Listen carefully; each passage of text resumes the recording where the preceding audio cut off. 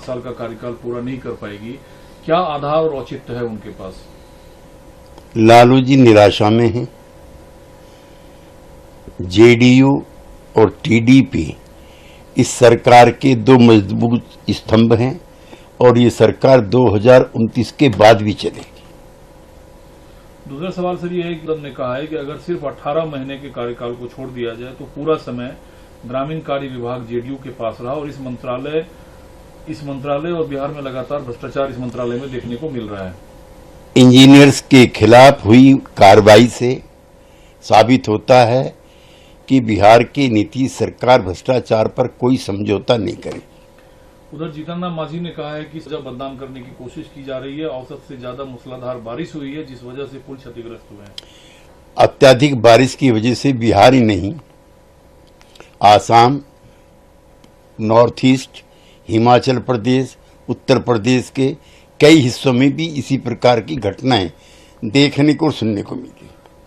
हाथरस में पीड़ित परिवार से मिलने गांधी ने योगी सरकार से ज्यादा और जल्द मुआवजा देने की मांग की है।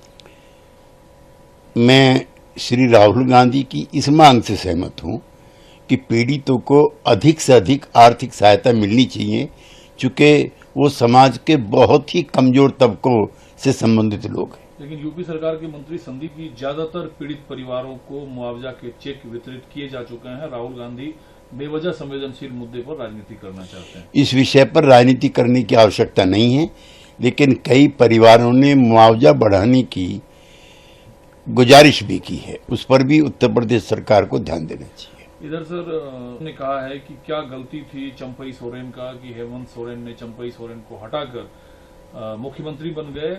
ये सिर्फ ये दर्शाता है कि अपने परिवार की पकड़ बनाए रखना चाहती है हेमंत परिवार।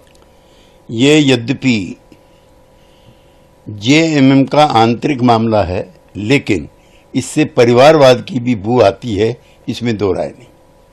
5 साल का कार्यकाल पूरा नहीं कर पाएगी, क्या आधार और औचित्य है उनके पास? लालू जी निराशा में हैं। जेडीयू और टीडीपी इस सरकार के दो मजबूत स्तंभ हैं और ये सरकार 2029 के बाद भी चलेगी। दूसरा सवाल सर ये है कि ने कहा है कि अगर सिर्फ 18 महीने के कार्यकाल को छोड़ दिया जाए तो पूरा समय ग्रामीण कार्य विभाग जेडीयू के पास रहा और इस मंत्रालय और बिहार में लगातार भ्रष्टाचार इस मंत्रालय में देखने को मिल रहा है।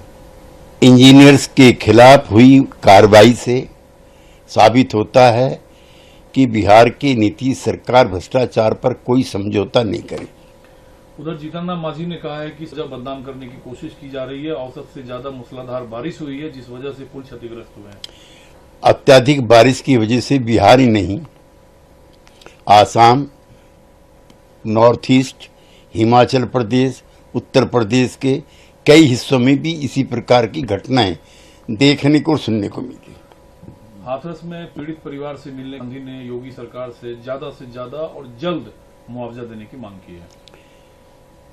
मैं श्री राहुल गांधी की इस मांग से सहमत हूं कि पीड़ितों को अधिक से अधिक आर्थिक सहायता मिलनी चाहिए, चूंकि वो समाज के बहुत ही कमजोर तबकों से संबंधित लोग हैं। लेकिन यूपी सरकार के मंत्री संदीप की ज्यादातर पीड़ित परिवारों को मुआवजा के चेक वितरित किए जा चुके हैं। राहुल गांधी बेवजह संवेदनशील मुद्दे पर राजनीति करना चाहते हैं। इस विषय पर राजनीति करने की आवश्यकता नहीं है, लेकिन कई परिवारों ने मुआवजा बढ़ाने की गुजारिश भी की है। उस पर भी उत्तर प्रदेश सरकार को ध्यान देना चाहिए। इधर सर ने कहा है कि क्या गलती थी चंपई सोरेन का कि हेमंत सोरेन ने चंपई सोरेन को हटाकर मुख्यमंत्री बन गए।